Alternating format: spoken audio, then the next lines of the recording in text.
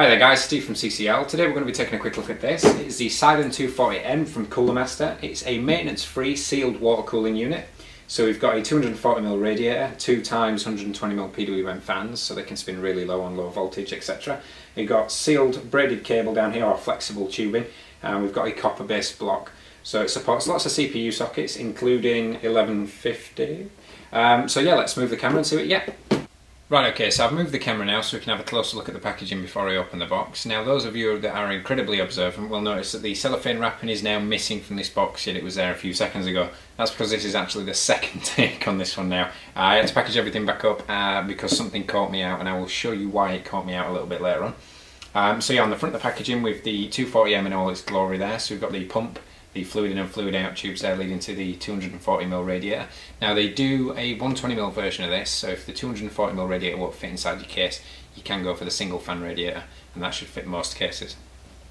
So down here it tells us that it's maintenance free, it's designed for overclocking, and it has an ultra fine micro channel in the actual copper heat block, or cold plate as people call it, and instead of having a flat surface so the water just touches that and leaves, it's got little channels grooved in there to give you more surface area to help the water conduct the temperature away a little bit better. It tells us the same thing there in the chrome lettering. On this side we have a picture of the CPU block looking all shiny and smooth. We'll check that when we actually get it out of the box. On the rear we've got the dimensions and other specifications. So the overall length of the radiator is 273mm. Obviously with the two fans, the space for the two fan mount is 240mm, so you can mount the fans to your case and then mount the radiator to the fans in case you don't have a 273mm available space on the actual back, because sometimes where your expansion ports are, where your graphics cards fit in, etc., that will actually overlap in your case, whereas what you can do is fit the two case fans and then have it sat on top, and it usually clears that. So a little fitting tip for you there.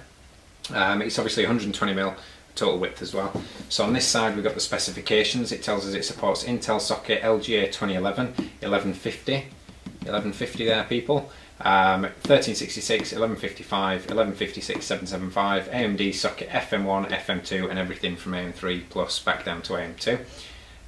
The interesting thing that we've got here is the life expectancy on the fans is 40,000 hours. Power draw on the fans is 3.6 watts. Now I'm assuming that's total, not individual. And then down here we've got the pump life expectancy of 70,000 hours, so you'll be replacing the fans before you replace the pump. And the power consumption of the actual pump is 1.8 watts. So other than that, and the logo on the top and some more blurb in different languages on the bottom, that's pretty much it. So let's open the box and see what we get. I kind of already know what we get because I've been through this once, and I will show you what caught me out.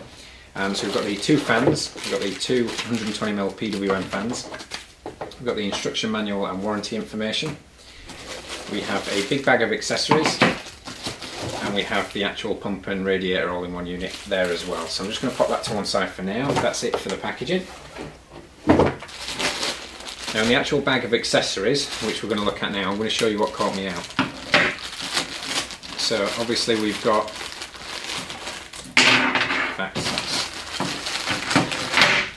pour it all out. Okay, so we've got our retention brackets and clips. We've got the AMD one, which is the squarer one, then we've got the Intel one, which is the rounder one. So two AMD top and bottom, two Intel top and bottom. We have a PWM splitter, so obviously the two fans that go on the radiator, you can put them into there and connect that to your CPU fan header. I personally would connect the fans to the CPU fan header, that way your motherboard can throttle the fan speed up and down based on CPU temperature, rather than it trying to throttle the pump up and down. Generally you want your pump running at a constant speed, so like I said, I personally will connect this to the CPU fan header and connect your pump to the system fan header. So we've got those there. We've got our fitting screws, lots of different fitting screws. We've got the long fitting screws for if you want obviously to fit the fans to the radiator, and then we've some smaller fitting screws in case you want to fit the radiator flush to your case, then you can fit the fans on the rear, etc., depending on which way around you want to do it. So we've got the fitting screws, and we have a rubber grommet here. This can either be used for mounting the fans to the radiator or for mounting the radiator to your case, depending on where you want to try and reduce the actual vibration noise. So we've got the little thing there. We have our Cooler Master thermal paste. Now it just tells you that it's thermal compound, it doesn't tell you whether it's silver based or whether it's conductive or non-conductive. So we've got that there. we have our CPU backplates. So these obviously go behind your motherboard, and these are adjustable for the Intel sockets, obviously 1150, 775, etc. You can adjust those, so it's kind of a one size fits all for the AMD. Sorry, for the Intel. And then we've got our AMD backplate there, which is pre-insulated, and that shouldn't cause any issues. So we've got the AMD one there. Now what caught me out with these risers, because you get a different set of risers. You get one that has a thread on both ends, which is for the Intel backplate, so that screws on there.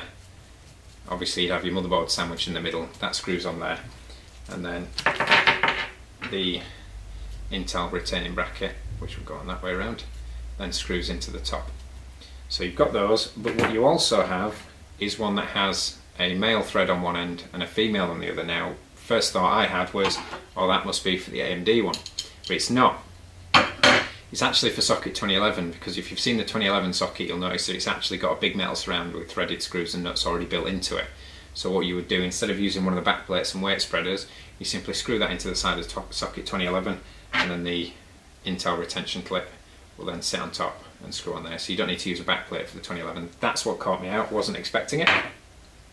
What you also get with this is a little socket which you can use a screwdriver in. So for screwing these in nice and tight, obviously you don't want to over tighten them, but if you just want to get them a little bit better, you can use this to just tighten them up with a screwdriver. So they're all the accessories that you get with the unit. So let's take a quick look at the fans. Obviously Cooler Master make lots of fans. They use them in their cases, they use them in their power supplies. So it's nice to see that they've actually sleeved the cable here, and obviously the cable is also all black as well, so you don't have to worry about any colour leaking through, and it's flat cable, so it should be quite easy to hide out of the way, get it tucked around behind the motherboard or wherever you want to put it. You can do that. Obviously the rifle bearing fans, so nice and quiet. PWM, so they can spin at really low speeds as well. So they're the fans. Let's have a look at what you all came here to see, which is the actual unit itself. So first of all, we're going to look at the radiator. Now, as the box and specifications on the packaging do say, it is an aluminium radiator.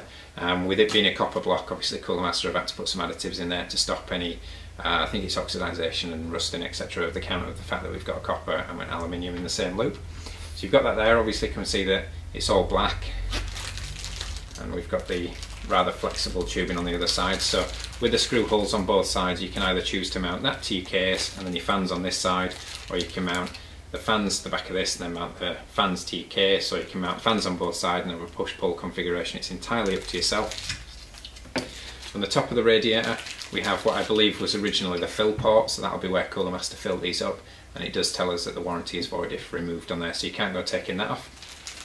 And then if we come to the business end, we've got the CPU block here, which as we can see is copper. It's not a mirror finish, but it is a nice finish there. And obviously a lot of people go on about mirror finishes, but if you look at the top of your CPU, unless you've lapped it with about 50 different grades of sandpaper, that's not going to be a mirror finish either. But it is very smooth. There's no blemishes on this, there's no dents or defects, plus any imperfections on there. Once you get the thermal paste on, that will even everything out. Now I did notice that we have got anti-tamper screws all the way around here, so they're a triangle shape similar to the Nintendo screwdriver. And then we've got a brass thread all the way around, which is for you to attach. That's for you to attach the actual retention plate. So if you fit in the, obviously if you fit in the AMD one, you'd attach that like so, and if you fit in the Intel one, that will go on and fit like so. So you screw those in on the bottom prior to trying to fit the pump. If we flip the pump over, try and do that without throwing the radiator everywhere, that's quite difficult.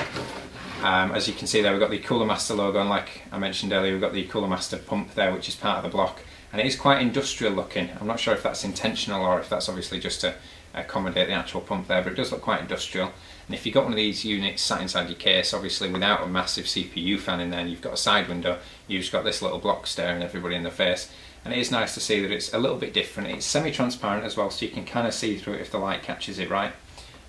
So yeah, it's a nice design on the back of that. Obviously we've got the incredibly flexible tubing, so if you want to mount this at the top of your case and have this come down, sit on top of your CPU, you can do. If you want to mount it at the front of your case and have it come along and mount on your CPU, you can do. If you want to mount it at the bottom of your case and mount it, you can do. There's lots of different mounting options with regards to this.